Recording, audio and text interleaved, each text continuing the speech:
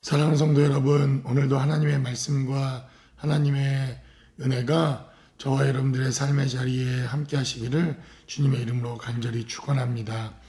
오늘 계속되는 에레미야에 기록된 하나님의 말씀은 바벨론이라고 하는 대거대 왕국에 대한 하나님의 예언과 하나님의 말씀이 기록되어져 있습니다. 특별히 에레미야서 50장 전체가 대단히 긴 장으로 그렇게 기록되어져 있는데, 에레미야서 50장 전체는 하나님께서 바벨론이라고 하는 나라를 어떻게 다스리시고 그 나라 역시 하나님의 손에 통치가 이루어지고 있는가 하는 것에 대한 하나님의 예언과 하나님의 말씀이 기록되어져 있는 것을 봅니다. 특별히 바벨론이라고 하는 나라가 일어나 모든 아랍과 그 인근의 나라들을 통일하고 결국 남유다 왕국을 완전히 멸망시키고 난 이후 하나님의 통치와 하나님의 역사가 어떻게 이루어지는지 제국의 흥망성쇠가 기록되어져 있는 하나님의 말씀이 에레미야라고 하는 선지자를 통해서 그 메시지가 성취되고 그 언약이 이루어지는 것을 보게 됩니다. 특별히 오늘 본문에 기록되어져 있는 이 하나님의 말씀은 이 강력하고 이 강성한 바벨론이라고 하는 국가도 결국 하나님의 경영과 하나님의 주권 아래 놓여 있고 이 나라 역시 하나님의 징계와 심판을 피할 수 없다고 하는 이러한 메시지가 기록되어집니다. 오늘 본문에 기록되어진 에레미야 50장 4절 말씀은 이렇게 증거합니다. 여호와의 말씀이니라 그날 그때에 이스라엘 자손이 돌아오며 유다 자손도 함께 돌아오되 그들이 울면서 그 길을 가며 그의 하나님 여호와께 구할 것이며 그들이 그 얼굴을 시온으로 향하여 그 길을 물으며 말하기를 너희는 오라 잊을 수 없는 영원한 언약으로 여호와와 연합하리라 라고 이렇게 증거합니다. 이스라엘 백성들이 결국 나라가 망하여 멸망하게 되지만 에레미야는 계속해서 70년 이후 이스라엘 백성들은 돌아올 것이다. 이스라엘 백성들은 다시 돌아오게 될 것이다 라고 하는 하나님의 언약과 예언의 메시지를 듣습니다. 그리고 하나님께서는 계속해서 오늘 에레미야 50장에 기록된 메시지를 통해서 먼저 바벨론이 멸망하고 먼저 바벨론이 하나님의 말씀에 따라 징계를 받는 사건이 있고 난 이후 이스라엘 백성들은 하나님 앞에 돌아올 수 있는 이러한 국제적인 정세와 환경을 맞이하게 될 것이라고 하는 예언의 메시지가 기록되어집니다. 4절의 메시지는 대단히 중요한 하나님의 언약의 메시지를 가지고 있습니다. 먼저 하나님이 바벨론에 대한 심판과 징계가 있고 그 이후에 하나님께서는 하나님의 일들을 감당하셔서 이스라엘 백성들이 돌아오게 되는 계기가 있을 것이다. 이렇게 말씀하시는 것이 4절과 5절에 기록된 메시지이고 이 메시지는 여러분들이 대단히 잘 알고 있는 다니엘이라고 하는 사람의 때에 이 언약은 성취되어집니다. 여러분들이 다니엘서를 보면 느부갓네살이라고 하는 왕이 등장을 합니다.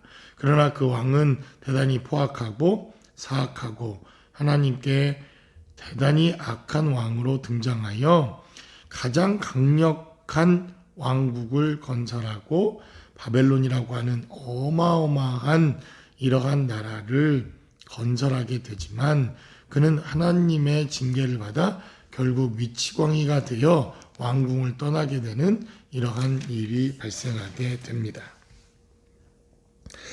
그가 하나님의 말씀을 쫓지 않고 하나님의 징계를 받아 결국 왕에서 쫓겨난 이후 다니엘서 5장엔 벨사살이라고 하는 왕이 등장을 합니다. 그가 통치를 하고 난 그 통치의 기간 중에 역시 그도 하나님의 뜻과 하나님의 말씀 앞에 순종하지 못하는 악한 왕이 되어지고, 하나님은 이 벨사살이라고 하는 왕을 징계하시고 난 이후 다리오라고 하는 왕이 등장을 하게 되는데, 다니엘서 5장 31절에는 이제 벨사살을 대신하여 다리오라고 하는 자가 왕이 되는데, 31절은 이렇게 기록합니다. 다니엘서 5장 31절은 메대 사람 다리오가 나라를 얻었는데 그때의 다리오는 62세였더라 라고 성경은 기록합니다. 그러니까 느부갓네살 왕이 벨사살은 그의 아들에게 왕권을 위임한 것이 아니라 메대 사람이었던 다리오라고 하는 사람이 일어나 바로 이 벨사살 왕을 내몰고 메대라고 하는 나라를 건설하게 됩니다. 오늘 본문이 기록하고 있는 바로 에레미야서 50장에 기록된 메시지대로 북쪽에 있었던 지역의 나라가 일어나 바벨론이라고 하는 나라를 멸망시킬 것이라고 하는 이러한 하나님의 메시지가 다니엘서에 정확하게 예언된 메시지로 성취되어지는 것을 봅니다. 9절에 기록된 메시지를 살펴보면, 보라, 내가 큰 민족의 무리를 북쪽에서 올라오게 하여 바벨론을 대항하게 하리니 그들이 대열을 버리고 쳐서 정복할 것이라 라고 말합니다. 사실 바벨론이라고 하는 거대한 제국, 바벨론 대제국이라고 불리워지는 이 나라가 하루아침에 멸망하는 이러한 정말 어이없는 일들이 발생하게 됩니다. 이것은 하나님의 약속과 언약에 근거했기에 이것이 가능했다는 것을 성경은 우리에게 말씀합니다. 그리고 바로 다니엘서 6장과 7장의 메시지를 살펴보면 다시 6장에서 7장으로 바벨론 때 있었던 벨사살 왕 때에 다니엘이 나라가 회복되어지고 메데 파사라고 하는 나라가 일어나고 하나님의 경영과 하나님의 뜻으로 말미암아 이 에레미야에 예언되어진 대제국들이 다시 일어나게 되어지는 이러한 환상의 메시지가 다니엘서 7장에서부터 예언의 메시지로 기록되는 것을 봅니다.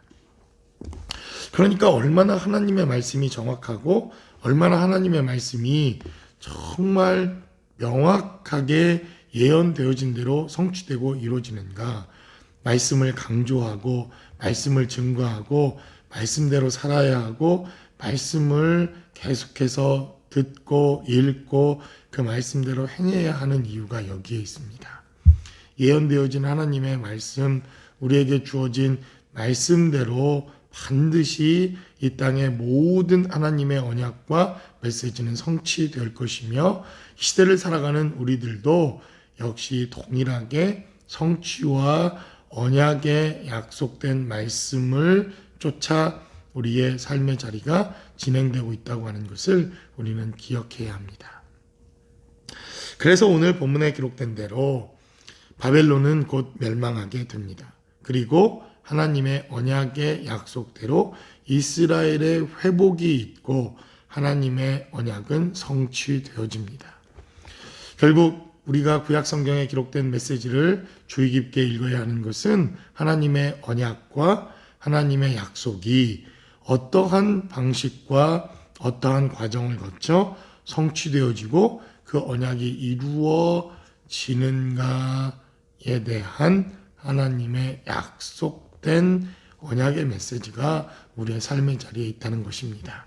그러므로 오늘도 기록되어진 이 에레미야의 언약된 약속과 메시지를 통해서 저와 여러분들이 하나님의 축복된 은혜를 경험할 수 있는 거룩하고 복된 삶의 자리가 모두 되실 수 있기를 주님의 이름으로 간절히 축원합니다.